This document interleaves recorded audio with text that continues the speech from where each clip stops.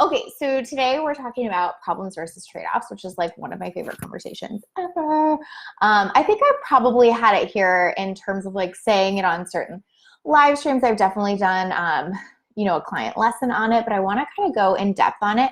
I like never make notes for live streams, but I like literally made example notes because I want to walk you through this like in detail because I want to help you see this because I feel like seeing this behind the scenes makes it so clear to me how important this is. So I want to like literally walk you through.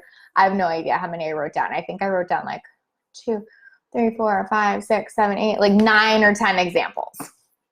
Because I feel like sometimes it's easier to see it through something, to run it through something. Cattell says she's super seasonal. Yeah, me too. It's so funny how that is. Like I get on a kick, I get off the kick. This shirt, this necklace, and buffalo chicken dip happen to be the current kick. It will change. Also true for, I digress, I can't help myself. Okay, so here's what I want to do is explain this topic or concept first, and then I'm going to go through all 9 or 10 of these specific examples just so you can see this at play. So basically, what can happen is things happen in our business and we tend to make it all a problem, right? Like everything that doesn't feel perfect feels like a problem. Okay, does this make sense? And then we spin around endlessly looking for the solution to all of these problems versus realizing that sometimes there is not a problem, there's just a trade-off. Does that make sense? Oh, John's buffalo chicken dip. I bet John makes such good buffalo chicken dip. That sounds lovely. I had some for lunch. It was so good. Probably not as good as the homemade version though. I'll just get mine at the grocery store. I should learn how to make it myself. Okay, so we can spin around endlessly on a problem, right? So I'll give you all of the examples of this, and then we're just stuck on how do I solve this? How do I solve this? And sometimes there are problems in our business that are just trade-offs of like the other results we're getting or the other things we're doing, and there are not solutions to them, or there are not solutions to fix that specific problem. So what I feel like this space feeds us is that everything should feel perfect all the time, and if it doesn't feel perfect, it means there's a problem in your business. Like, wouldn't that be fucking nice? Except that's not true. There will be things that don't feel perfect in your business, and I feel like, I always use relationship examples, but this is so true, right? Like one of my clients is a relationship coach, and she talks about how like there are sometimes like unsolvable problems in a marriage, but like the marriage is still good, right? Or there are trade-offs, like you're really amazing at this, but you're shit at this, and I have to deal with it, right? And when we're looking for that perfect relationship where there are 0 trade-offs to be had, we're going to be looking forever. And the same thing is true of business. And so being able to distinguish, like, is this a problem I actually need to solve in my business, or is this a trade-off that I'm experiencing, will change everything for you, because you'll stop spinning out on the top level shit that you can't necessarily change, or you'll know like this is something I can change and this is something I can't. Like it literally almost reminds me of that like serenity prayer, right? Like grant me the serenity to accept the things I cannot change, and the, what is it? I should know this. I used to go to AA meetings all the time when I was a therapist.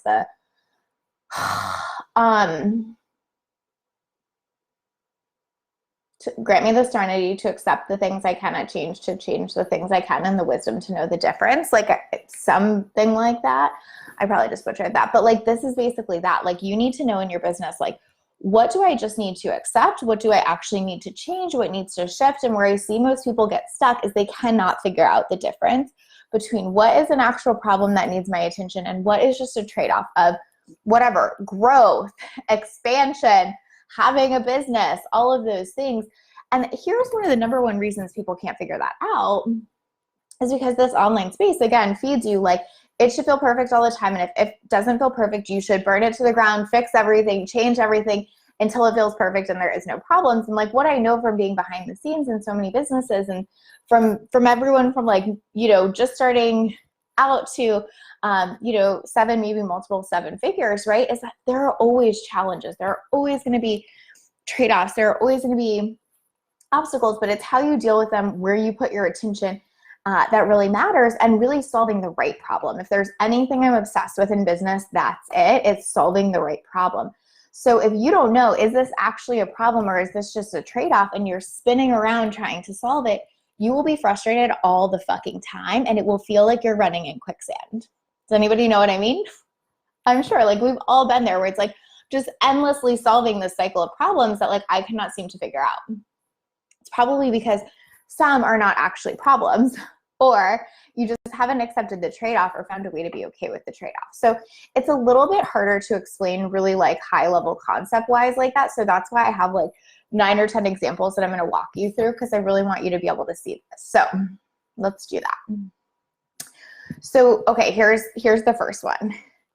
So you're a money mindset coach, but the trade-off is that a lot of your people will have money mindset issues, and it will make them more difficult to convert potentially, right?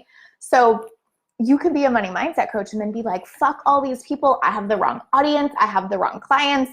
They all have money objections. This is ridiculous. This is such a problem. They need to burn everything to the ground to fix it, right? But like, if you're a money mindset coach, the trade-off is that your people are going to have more money objections. Like, it's literally just that simple. In many ways, that's the exact audience that you're drawing in right now, right? So it's really, really, really important to be able to see things like that, where it's like, okay, so if I just lean into that trade-off and go, okay, so I'm a money mindset coach, so like a lot of my clientele is going to have money objections and money mindset issues on sales calls. How do I get really fucking good at dealing with that? That is the right problem to solve, is how do I get really fucking good at dealing with the fact that my people are going to have a lot of objections? Like, then you're really going, okay, it's just a trade-off of getting to do the work I love. So how do I get really good at managing that trade-off versus what most people do, which is like, my audience is obviously wrong. I need a new ideal client. This is such a problem. It's not a problem. It's a trade-off. Does that make sense? Tell me if that makes sense. Again, I have a lot more examples, but I hope that's resonating. Cattell says learning to accept that now and not looking at other people because it makes me doubt everything I'm doing on my side of the fence. Totally, Cattell. And also remembering that, like, what's helpful for me is to be like, what we are filtering through is marketing, which is very different than the full picture. Obviously, that's why I'm like obsessed with sharing the full picture with you guys and having conversations like this, because I think it's so important. But yeah, like when you're looking at everyone else and they're going, it's perfect. Of course you're going to doubt yourself when you're, hearing that. But like conversations like these, or like listening to literally, or having conversations with other business people, or having the right coach is so important because it helps put all of this into perspective, right? So the money mindset one is a really good one because it shows you how you could back yourself into a corner forever where like the exact audience you want to help is the exact audience you're pissed at. And then you're just fighting yourself all the time. But if you're like, oh, okay, well, duh, of course they're going to have friggin' more money objections than anyone else. That's kind of the nature of the game. Let me lean into that, right? So another client that I have, this is actually not even an example I wrote down. It just made me think of it. She's like really, what's the word I would use? Like she's intense. She's out there. She's like very full on, let's say, right? I don't want to say too much else because you guys know it's super important to me to respect client confidentiality. But in her sales process, what happens a lot of times is that right before someone's about to have a discovery call with her, they cancel, right? And it was super frustrating for her for a little while because she was getting like all these cancellations for discovery calls. And then I would have her like, reach back out, like figure out what happened, And then what was happening, which is so interesting, is we figured like, oh, it's because she's really intense and they're freaking out before they're about to get on the call. So we did outreach around that, et cetera, et cetera. I'm not gonna tell you the whole long spiel there, but the point is now when that happens, she doesn't freak out anymore. She's not like, fuck these people, this is the wrong audience. She's like, oh, this is just part of my sales process. Like someone books, they freak out, they cancel. I send them an email and go, hey, it's totally cool that you freaked out. Let's get back on the phone, And it's good. But she could have made that such a problem. She could have been like, see, it's the wrong audience, they're the wrong people, they're the whatever. We're like, no, it's just a trade-off. You're really intense and they get nervous and we just have to deal with that, right? So we solved the right problem. Does that make sense? Like, she's wants to be intense. She wants that to be out there. She wants that part of her personality to show. That's like the best thing about her. So we just have to accept that there are trade-offs that come with that, which are like, people might get nervous before they get on the phone with you, and we can fix that. So now it's just part of her process. Like, if that happens, we send an email, and like 9 times out of 10 it works, and they get back on the phone and it's great.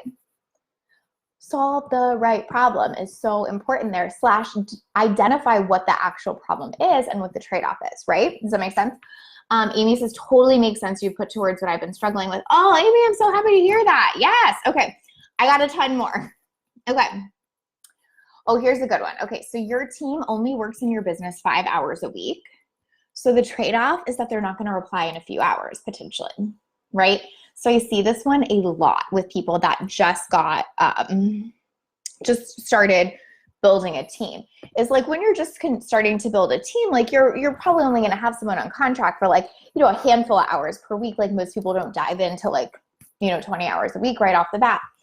But then people will get so frustrated because they're like, but I sent her an email 2 hours ago and she still hasn't responded. Like, my team must suck. Nope.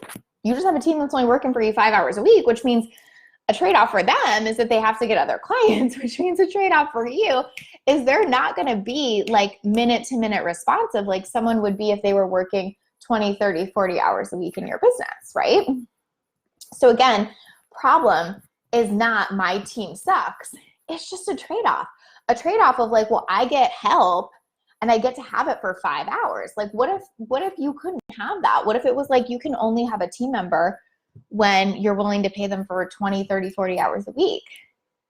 Like, that's not better. Does that make sense? So like, one of the trade-offs of having this amazing opportunity to have people working in your business for a short amount of time while you grow is that they are not going to be minute-to-minute responsive to you, right?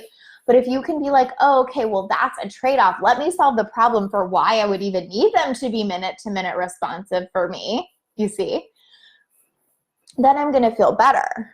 So that's really important to note there, which is like, the problem is not the team. That's a trade-off. The problem is, how do I solve for that? How do I make that okay that they're not going to respond to me within an hour maybe? Does that make sense? Oh, good, Cattell. I'm so glad you like them. I got a lot of them. But what can happen again is that this industry can cloud our judgment. And so, we hear other people talking about how wonderful their team is. Like, I talk all the time about how wonderful Megan is, but like, I also pay Megan enough hours and at a rate where she can be and is responsive. It's not necessarily a team problem. It's a, what is our arrangement kind of trade-off. Does that make sense? Like, you don't have to pay someone 40 hours, and that's the beautiful part of the trade-off, right? Okay, so next one is, this one is mine that I have dealt with. You love one-on-one, but it means you have to find new ways to scale, right? That is a total trade-off I have had in my business. I could do a whole live stream about this and go on and on, but I will try to make this very short. This one specifically, which is like, so for me, I tried to do group programs. I did a couple, I did some very successfully, but it just like wasn't my thing. Like, it just wasn't where I found my fulfillment, my joy, all those things. And so the trade-off I had to decide on at that time is like, do I want to figure out how to scale one-on-one? Do I want to deal with the idea that I might never scale one-on-one quite as quickly or easily as I could with a group? And if I do, then that's a trade-off. It's not a problem. So I totally made that trade-off in my business, like hands down 100%. I was like, I want to do this. So the trade-off is that it's going to look different. It might not be as fast, and that's fucking okay. Right? And then I went about solving the right problem, which is like, then so how do I scale? Versus being like, how do I scale as fast, as quickly, like, like one of the things that came up for me, and that was like, well, I'm a business coach. I'm supposed to be growing as fast as possible. Like, that's almost like how I like prove my results or whatever. And I had to be like, whatever, trade-off. If someone doesn't want to hire me because I found an innovative way to scale that takes a little bit longer in terms of like just how the model works, fuck it. Trade-off. Like, they're just not going to be my right client. Instead of being like, no, I have to figure this out. I have to make it perfect. I have to figure out how to scale as quickly and in the exact same way and make as much and da da da. Like, I would have made myself insane. Instead, I was like, I'm available for that trade-off because this is the thing I want, right? And then from there, like, I solved the right problem, which is like, how do I innovate on this? How do I scale this? How do I figure out alternative ways? But the reason I was able to have an open mind and actually come up with ideas about that, thank you, Amy, to come up with ideas about that, is because I let the trade-off be okay. If I was like, no trade-off available here, it has to scale, it has to be this quick, it has to whatever, I would have never had that idea. I would have never found the solution that now serves me really, really well, right? So that's another one, which is like, yeah, you can take alternative path. And like, I am all about that. Like, do the innovative thing, do that. But like, what I'm clear about with my clients is it doesn't mean there's not trade-offs associated with that, right? Like, when you're doing the innovative thing that nobody's ever done, there's probably is going to be some trade-offs, but like, is that okay? And then how do you solve around those instead of trying to make it perfect, right? So, you know, the question is basically like, how do you make your trade-off workable? So for me, that was the thing. Like, how do I make my trade-off workable? And that's what I came up with, is this model. But again, like, let me be clear, it came with some trade-offs. Like, I say this all the time, but like, a Lived Life could be so much higher in revenue right now if I wanted to do the group program thing, if I wanted to do courses, whatever. Like, we could be in a totally different spot. That's just one of my trade-offs. I'm like, it's worth it and I love it and it's okay. Does that make sense? Okay. Oh, this is another good one to show kind of the opposite side of that.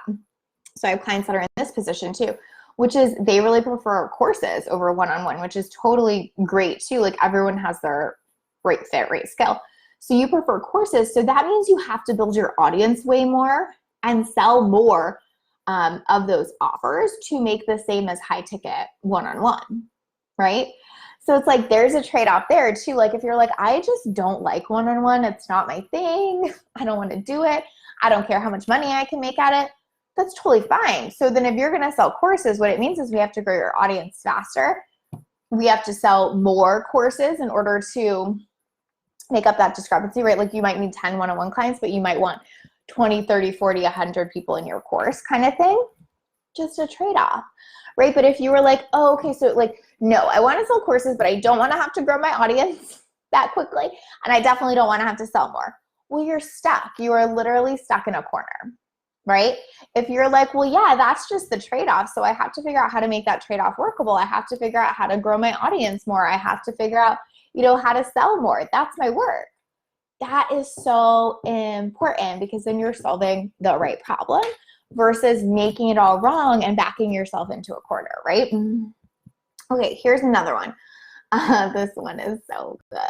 Everyone's going to be like, oh, triggering, but so good. You help your clients get out of their own way, but that means that you are going to have clients that are frustrating sometimes. So like, if you're a coach and you're helping clients like make massive mindset transformations or really grow or get fully out of their own way or scale or whatever that is, right? Guess what? You're going to have difficult clients sometimes. You're going to have difficult moments with those clients. It's going to feel tough sometimes. It's going to feel frustrating. They're not always going to do what you tell them to. If they were so far along that they just always did what you told them to, never ever had a challenge, never felt stuck, never had any mindset gunk or issues, like, they wouldn't hire you, because what they're hiring you for is to help them with transformation. So like, this is something I talk to my clients about all the time, because it's so easy to be like, oh my God, this client is a problem. Like, what the F? How do I make sure I never get a client like that again? And it's like, well, yeah, but her problem is that she's got a big mindset thing going on right now. And ironically, you help with mindset. So trade-off, right? And then how we make it workable is to figure out like how to not make that impact us so much, how to not carry the weight of that, how to not make that mean a bunch of stuff, how to help walk them through it. But those are the right problems to solve, not how do I not get a difficult client ever. Does that make sense? Like, that will be true. Most of our clients will have those challenging points and challenging moments, and will have those times where they are just not listening to us, right? Because if they didn't, why would they hire us? Does that make sense? Like, that is one of the ultimate trade-offs to me that just like I think is so important. Is like, if you are here to help people get out of their own way, expect that sometimes in your work together, they will get in their own way. Your work is to figure out how to make that okay, right? I feel like that is one of the things I am best at as a coach, is like not making like that mean anything and being able to sit with people through that and walk them through it and stay in it with them without making that mean so much about me that I'm triggered and can't help them through it. And it also makes my life way fucking easier, to be perfectly honest, because I'm like knowing that that's a trade-off and it's okay and it's part of the process, instead of being like, what am I doing wrong that this client is feeling like difficulty right now? Like, of course they are. That's why they hired me in many ways, is to like walk through their own shit enough to get out of their own way. Does that make sense? Like, have you guys ever been there where it's like, you're so tempted to just be like, how do I make sure I never get a client like this? Or like, never putting out an offer like this again, or like, whatever. Like, we make up all these things. Like, Sarah was telling me, or used an example on Happy Thoughts, like, I had a client who was a wedding photographer and they were awful, and so I'm never going to have a wedding photographer again, as an example she gave, or whatever. And it's like, no, it's a trade-off, right? Like, if you help people with difficult things in transformation, assume that you are going to have to walk through that sometimes. And again, solving the right problem is, how do you make that workable for you, right? Okay, so let's go off of that one, because actually I have another example a little similar to that, which is like, you are here to create transformation, but that means meeting people at the beginning stages where they're at, right? So I see this a lot too, which is like, we really want to help people create transformation and get to this end result, but we're talking to them from the end result, and we feel really frustrated when we have to kind of like go back and meet them where they're at. So like, I'll use mindset as an example, right?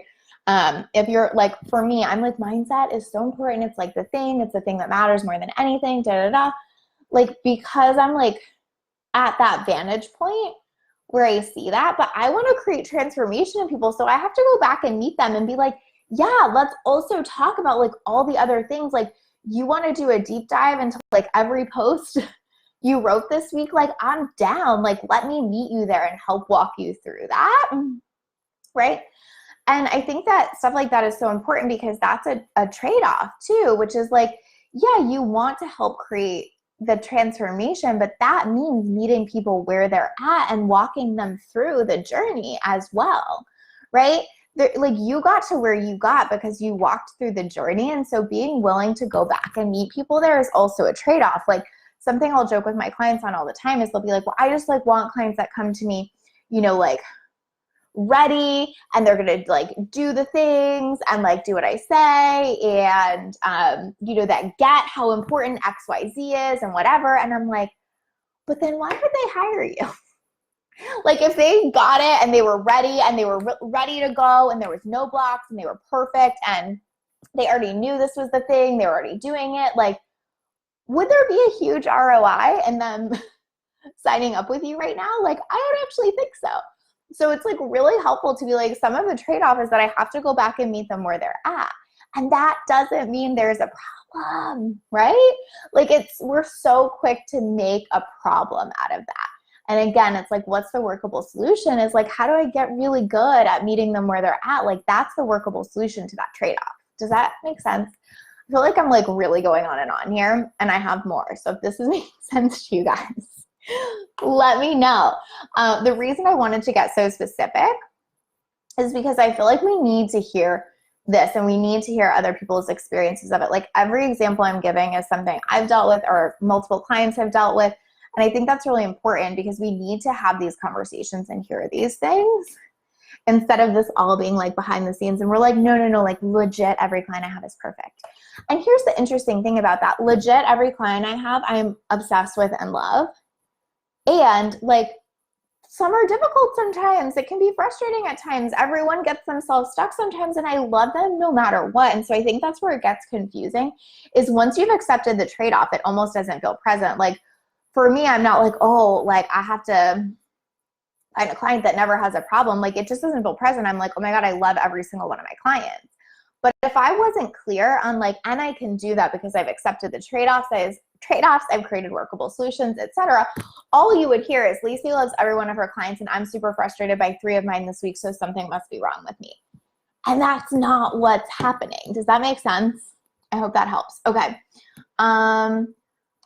Oh, this next one's a good one. So let me take a sip of my coffee first. This is a real goodie.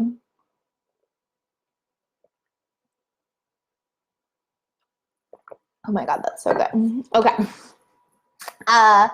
So you want to make really consistent money, right?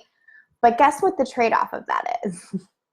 You have to be really, really consistent in your actions to make that happen.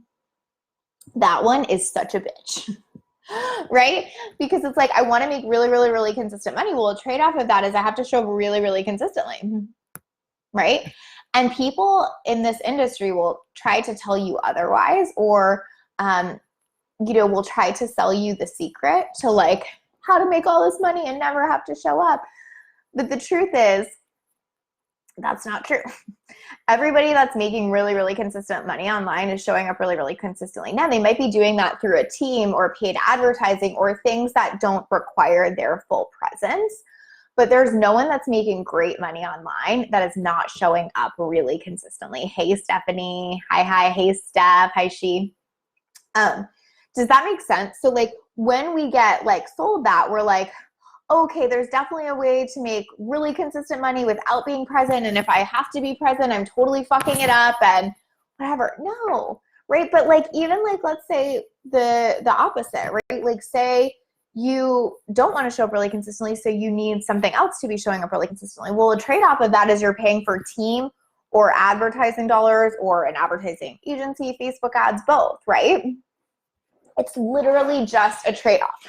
But there's no chance that you're making really, really, really consistent money in your business and no one or nothing is showing up for that business on a regular basis. It is all a motherfucking trade-off, right?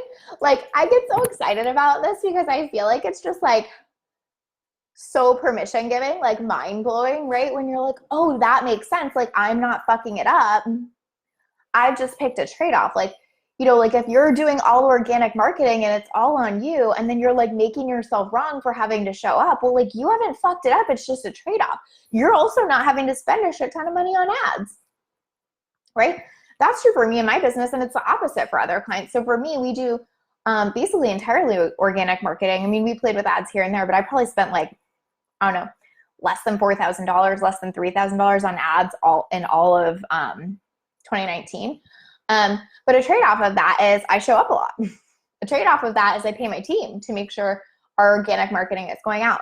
But it doesn't mean there's a problem, right? A positive trade-off of that is I didn't spend even like a small percentage of my revenue on ads.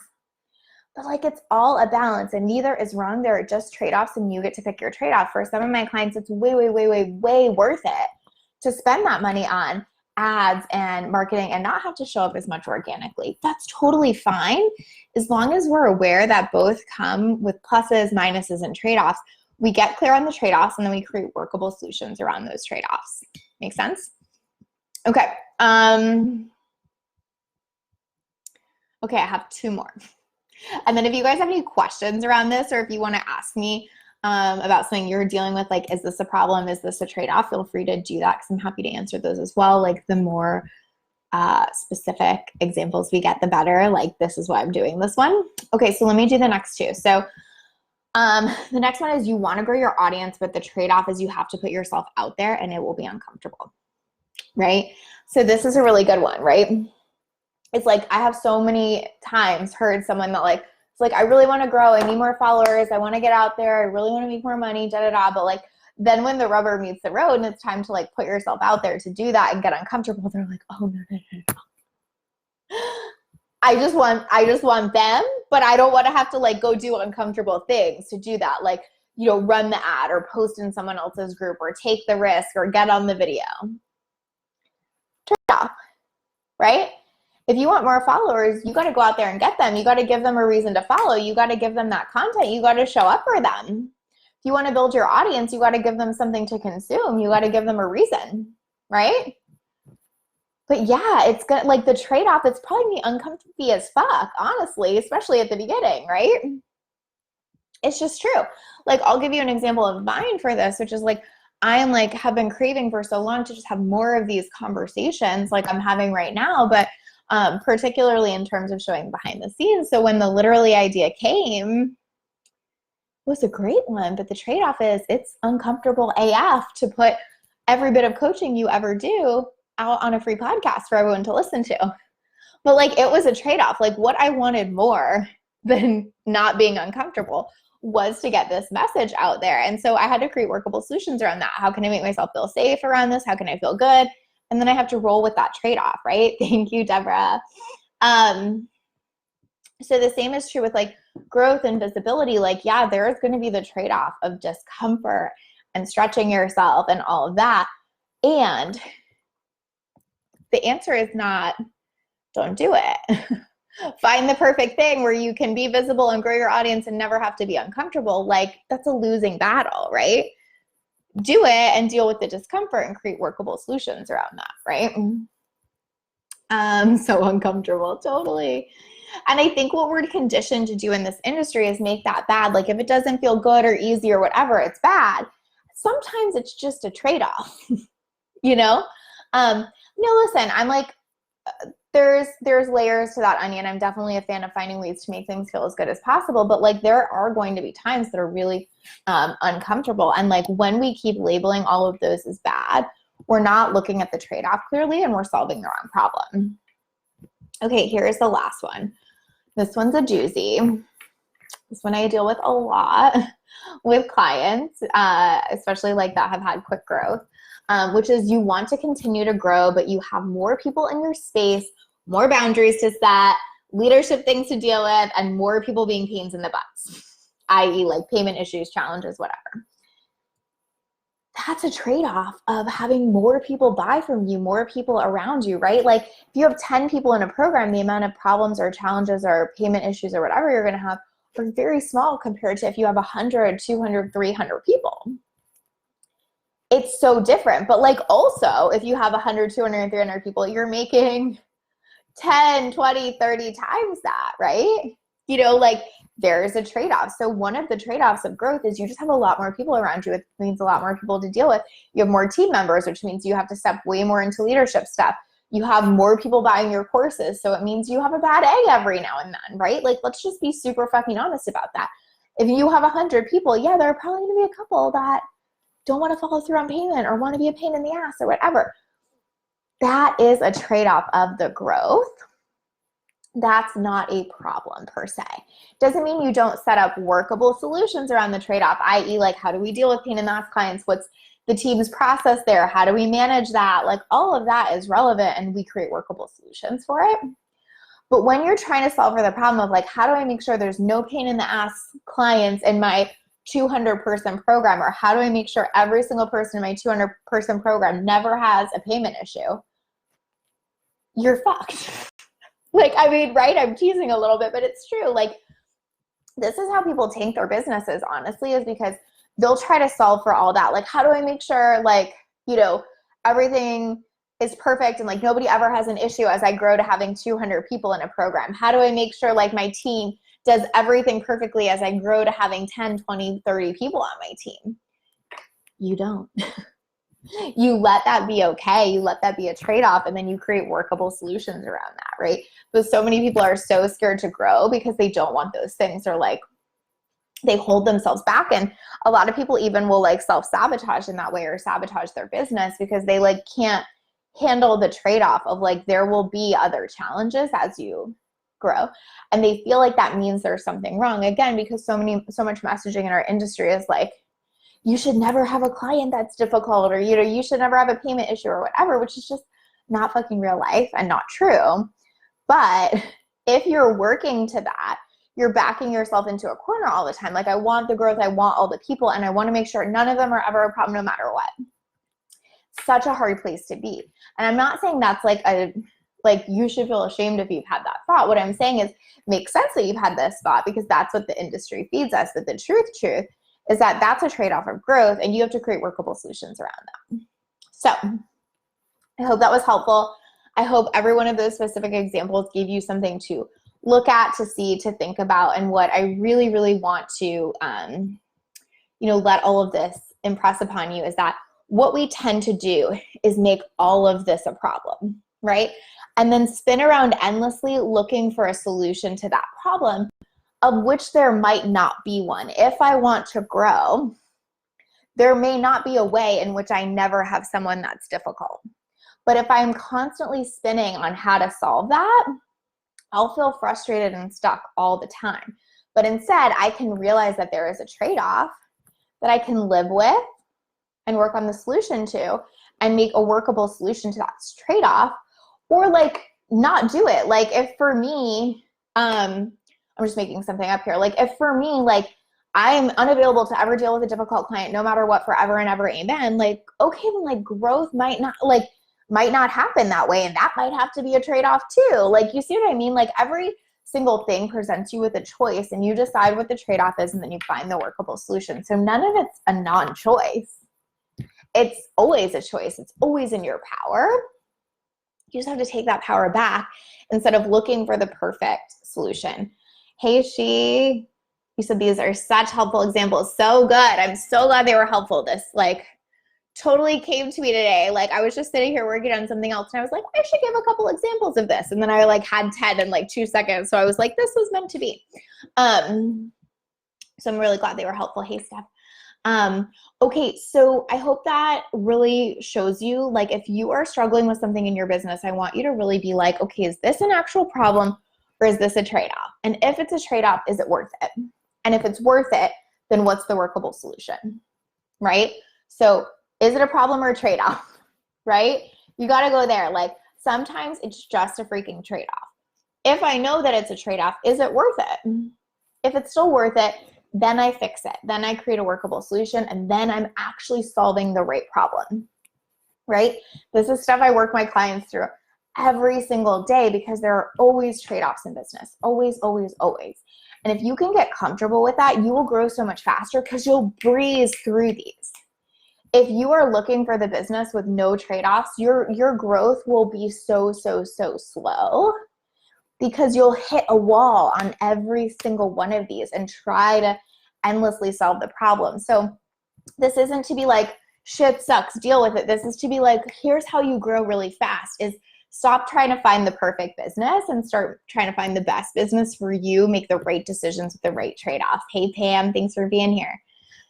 So if you are just joining, I highly recommend going back and listening to the first part with all the examples because I think that lays it out really well. And then I highly recommend like putting this into practice in your business and really going through that set of questions that I just said and looking at it, because this will change everything. Like you will be able to solve the right problem so much quicker, which is like, again, my favorite thing in the whole world because it makes the most results in my opinion.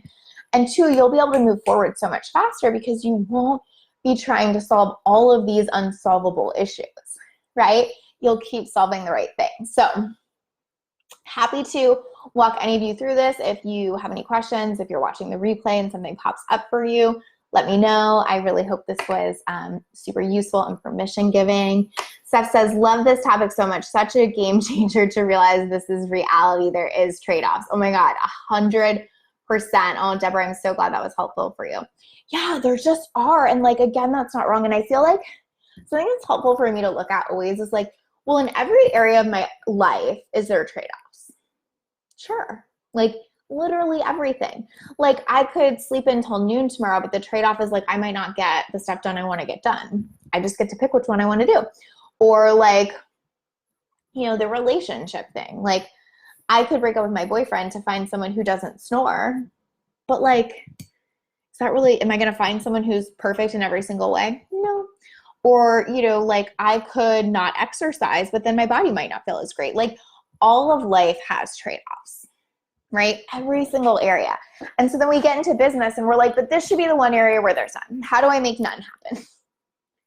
And we can't, and we're frustrated, right?